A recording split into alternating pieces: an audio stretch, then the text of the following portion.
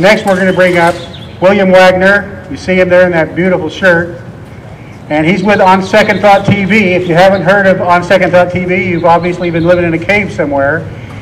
William's been fighting for our rights for a very long time, and I want to thank you very much, William. Thank you. Now, my name is William Wagner. My occupation is dad. That's right. Yes. I have a new co-host on my television show. I had over to my house and we're sitting around the pool, and my wife is bobbing in and out and serving stuff, and she asked me, well, what do you do? How do you afford to do this? What's your job? I said, my job is dad.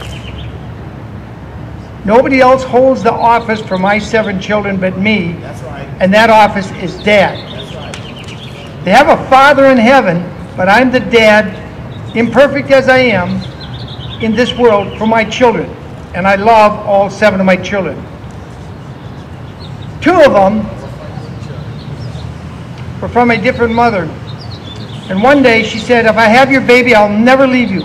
I'll never ever leave you. It'll be so wonderful. Life will be perfect. She had the second son. She said, I'm leaving you. Nothing had changed, except she just had a father that said, no, come back here, bring the kids. I don't want you married to him. Bang, she was gone. And on the day she left, I had visitation. On the hours she was stealing my children, literally kidnapping them out of the state of California. That was 16 some years ago. One of those sons, who was like just under 2 then, just turned 18 on his 18th birthday. His 18th birthday, mid-April.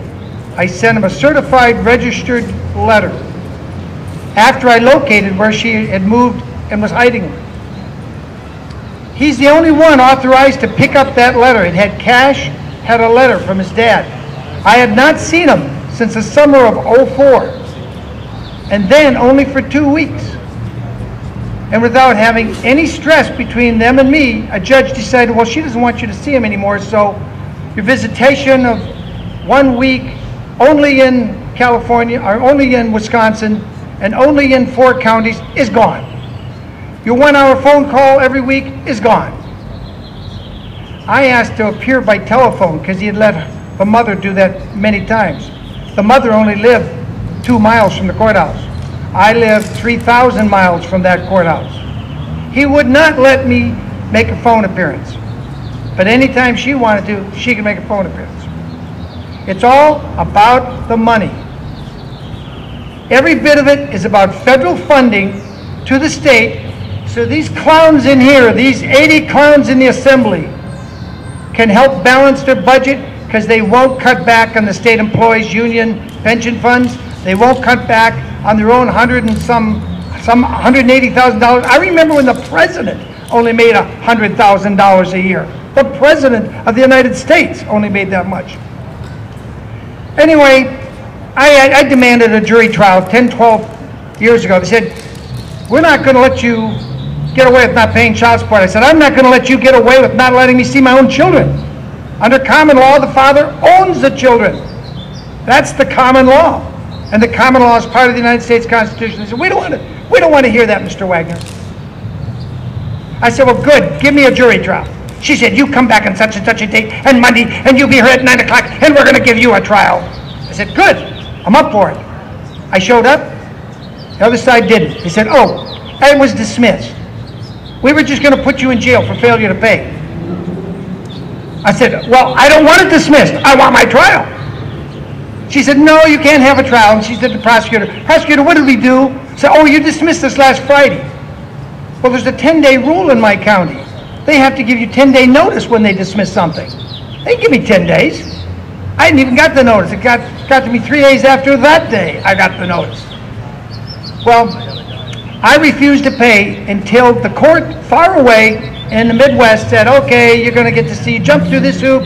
You have supervised visitation for a year or 2, and then you take these tests. And I jumped through all the hoops. Finally, we're at 1 week visitations. And this went on and on, years and years. I got convicted of saying, I love you to my own sons on a day a court order specifically said she was to give them to me, and she refused. Did she go to jail? No. Did they investigate her? No. Not a thing to her. She just picked up the phone and said, he spoke and I heard him speak, and it violates the restraining order. He might hurt me. I hadn't even got out of my van. The boys ran to my van. I just said, I love you boys in sign language. She said, I flipped her the finger. The DA said it didn't matter. All that mattered is that there was a restraining order that I could not directly or indirectly contact the mother. And if my words hit her ears, he argued to the jury, I was guilty of felony bail jumping because my words touched her ears, even though I was speaking to my boys on the day in the city she was supposed to give them to me. I said, this is ridiculous. I want a jury. I got a jury. I was my own attorney, but I was not really prepared. The judge said, Mr. Wagner, if you raise this issue and that issue again, I'm going to hold you in contempt and throw you in jail immediately. I had a standby attorney who was my third cousin and a former prosecutor. He tried to raise his hand and said, Your Honor, I want to tell Mr. Wagner to do this. And the judge said, Mr. Reynolds, you sit down and shut up. We're going to get this trial over today. Whoa. The judge was telling a former prosecutor, sit down and shut up. Even though you were appointed to help Mr. Wagner, I ain't going to let you do it. I don't know what you call that, but I call that a kangaroo trial. They hop all over and avoid the law and justice. They don't want justice. Anyway, I ended up getting convicted, and I sat in jail for 33 days for saying I love you to my own children on the day and time I had gone 3,000 miles to see them. Had to leave my other kids behind with their mother to struggle on. I sat there 33 and a half days. Same number of years, 33 and a half years Jesus supposedly was on the earth. And I prayed every day. I prayed and prayed and prayed. And I prayed that God would remove the cop that orchestrated this so I wouldn't have to kill him. You know what? I prayed for a certain date. Within that time, that cop came down and he was in the prime of health. He came down with a lung disease they could not fix, and he died. I prayed for the DA that prosecuted me to be removed so I wouldn't have to go up to his office, put my hands around his neck, and squeeze the life out of me.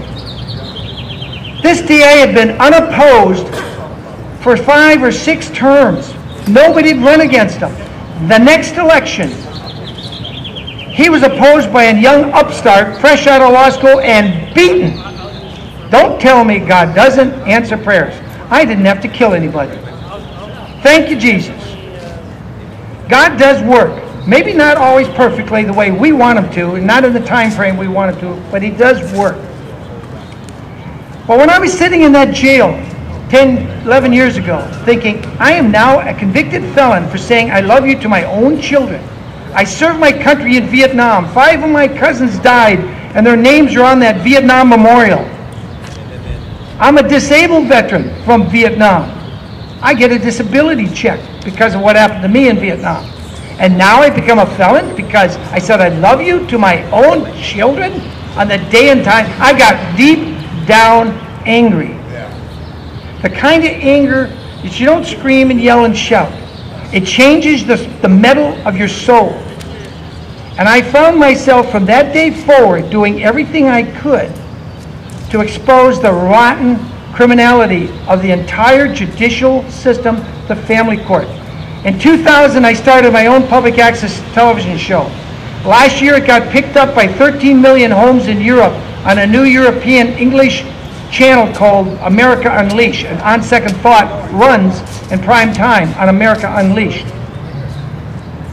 There's 1 million Americans living in exile in Europe right now because our government is so criminally based. It's run by criminals, for the money. Why do criminals peddle drugs?